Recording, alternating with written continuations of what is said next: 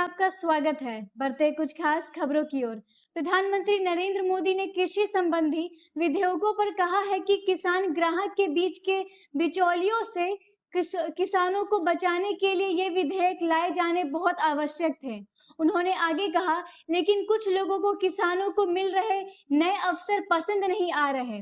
किसान ये देख रहा है कि वो कौन से लोग हैं जो बिचौलियों के साथ खड़े हैं।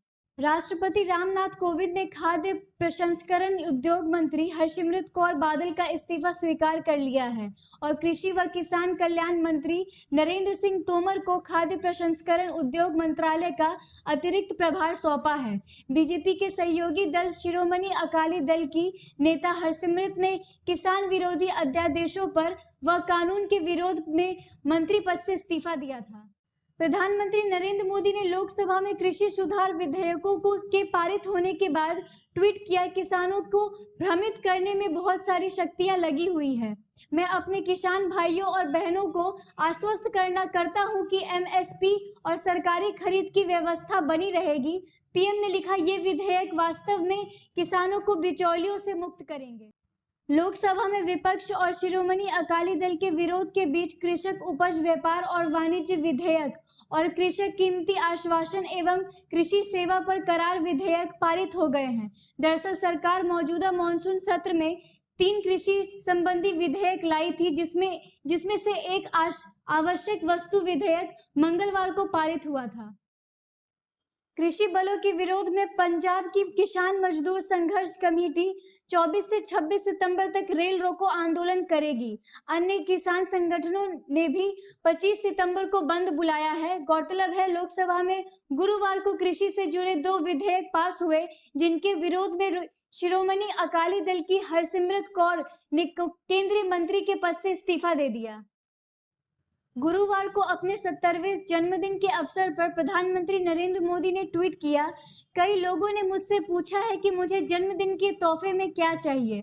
मैं बताता हूं कि मुझे अभी क्या चाहिए, मास्क पहने रहे और सही ढंग से पहने। उन्होंने लिखा, 2 गज की दूरी का ध्यान रखें, भीड़ भाड़ वाली जगहों पर जाने से बचें, अपनी इम्यूनिटी सुधारें। नीति आयोग के सीईओ अमिताभ कांत ने निकट भविष्य में ट्रेनों के निजीकरण की योजना की तारीफ करते हुए कहा, यह रेलवे और निवेशकों के लिए फायदेमंद साबित होगा। उन्होंने कहा, यह भारत में निजी बैंकों की शुरुआत के समान है। कई निजी कंपनियां बैंकिंग क्षेत्र में आई, लेकिन इससे एसबीआई बंद नहीं हुआ। निवेश से रेलवे में प्रतिस्पर्धा या गुणवत्ता बढ़ेगी। कुछ समय बाद किराए भी बढ़ेंगे। डिजिटल पेमेंट्स कंपनी पेटीएम का मेन ऐप शुक्रवार को गूगल प्ले स्टोर से हटा दिया गया और इसके पीछे की वजह का अभी तक पता नहीं चला है।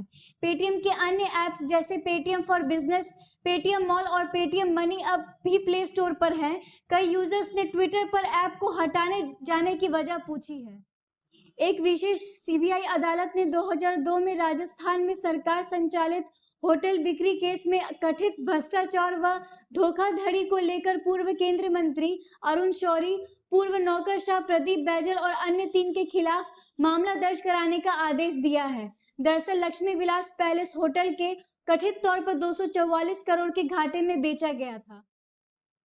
एक्टर व मॉडल मिलिंद सोमल ने प्रधानमंत्री नरेंद्र मोदी को गुरुवार को उनके 70वें जन्मदिन पर बधाई देते हुए उनके लिए अच्छे व सक्रिय विपक्षी का कामना की। इस पर पीएम ने लिखा, जन्मदिन की शुभकामनाओं, महत्वाकांक्षी सोच के लिए आपका धन्यवाद। पीएम मोदी ने शुक्रवार को कई नेताओं, फिल्म हस्तियों व पत्रकारों को ट्विटर पर पर्सनलाइज मैसेज कर आभार जताया। रूस के सॉवरेन वेल्थ फंड ने कहा कि भारत में नियामक की मंजूरी मिलने के बाद डॉक्टर रेड्डीज लेबोरेटरीज को वह कोरोना वायरस वैक्सीन स्पुतनिक 5 की 10 करोड़ डोज बेचेगा। भारतीय दवा कंपनी के साथ वैक्सीन की क्लिनिकल ट्रायल और वितरण पर सहयोग की भी सहमति बनी है। दुनिया की रजिस्टर्ड होने वाली स्पुतनिक 5 कोरोना की पहली वैक्सीन है। किशनगंज बिहार में कनकाई नदी का जलस्तर बढ़ने से उस पर बना पुल उद्घाटन से पहले गुरुवार को टूटकर बह गया। 1.42 करोड़ की लागत से बने इस पुल की निर्माण 24 जून तक पूरा होना था, लेकिन इसे समय से पूरा कर लिया गया था। स्थानीय लोगों ने इससे निर्माण के कई अधिनियमितताओं के आरोप लगाए हैं। रेलवे बोर्ड के चेयरमैन वीके यादव ने कहा कि स्टेशनों पर पूर्ण विकास और आधुनिकीकरण के लिए रेलवे जल्द ही यूजर फीस लेने की शुरू करेगी। यादव ने कहा, यह बहुत कम राशि होगी। हम सभी 7,000 स्टेशनों पर शुल्क नहीं लेंगे, लेकिन उन बड़े स्टेशनों पर शुल्क लिया जाएगा जहां अगले 5 वर्षों में यात्रियों की संख्या में वृद्धि होगी। केंद्रीय स्वास्थ्य एवं परिवार कल्याण मंत्रालय के अनुसार पिछले 24 घंटे में कोविड-19 संक्रमण से 96,793 नए मामले मिलने से शुक्रवार सुबह देश में कुल मामले बढ़कर 52,12,687 हो गए। बतौर मंत्रालय इसमें से 10,17,718 मामले सक्रिय हैं, जबकि अभी तक 41,09,828 लोग डिस्चार्ज हो चुके हैं। वहीं संक्रमण से मरने वालों की संख्या बढ़कर 84,404 हो गई है। उत्तर प्रदेश के मुख्यमंत्री कार्यालय ने कहा कि मुख्यमंत्री योगी आदित्यनाथ ने सभी विभागों के रिक्त पदों का विवरण उपलब्ध कराने के निर्देश दिए हैं। मुख्यमंत्री ने कहा कि बीते 3.5 साल में संपन्न 3 लाख पदों की चयन प्रक्रिया के अनुरूप आगामी 3 माह में भर्ती प्रक्रिया संचालित कर 6 माह में नियुक्ति पत्र वितरित किए जाएं। हिमाचल प्रदेश के मुख्यमंत्री जयराम ठाकुर ने गुरुवार को बताया कि कोविड-19 महामारी के चलते राज्य के पर्यटन उद्योग को 4,000 करोड़ रुपए का नुकसान हुआ है। मुख्यमंत्री के मुताबिक प्रभावित लोगों को राहत प्रदान करने की कोशिश की जा रही है। गौरतलब है, राज्य में पर्यटकों के प्रवेश के लिए कोविड-19 नेगेटिव रिपोर्ट समेत कई अन्य वरीयताएं खत्म कर दी गई है। अयोध्या केस के पक्षकार रहे इकबाल अंसारी ने बाबरी मस्जिद विध्वंस केस पर कहा कि मेरी निजी राय है कि विवाद खत्म करने और हिंदू मुस्लिम एकता का मार्ग प्रशस्त करने के लिए सीबीआई कोर्ट को सभी 32 आरोपियों को बरी करना चाहिए। गौरतलब है, बाबरी केस में बीजेपी नेता लाल कृष्ण आडवाणी, मुरली मनोहर जोशी, उमा भारती आरोपी हैं।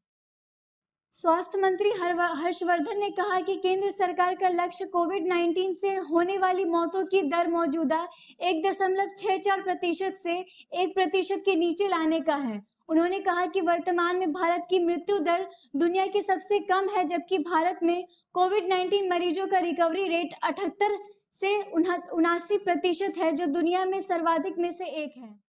केंद्रीय आवास व शहरी मामलों के मंत्री हरदीप सिंह पुरी ने गुरुवार को लोकसभा में बताया कि कोविड-19 के मद्देनजर संचालन बंद होने के कारण दिल्ली मेट्रो को करीब 1609 करोड़ का घाटा हुआ है। केंद्र मंत्री ने आगे कहा कि मेट्रो रेलवे सेवा संचालन के दौरान उसकी वित्तीय स्थिरता सुनिश्चित करने की जिम्मेदारी राज्य सरकार की होती है। आज भारतीय शेयर बाजार में गिरावट दर्ज की गई। सेंसेक्स 134, वहीं निफ्टी 11 अंक टूटा। आखिर में आज का इतिहास। आज ही के दिन 1709 में इंग्लिश डिक्शनरी बनाने वाले सैमुअल जॉनसन का जन्म आज ही के दिन हुआ था। आज के लिए बस इतना ही। इसी के साथ मेरी वीडियो को लाइक और शेयर कर मेरी चैनल को सब्सक्राइब जरूर करें। जय हिंद।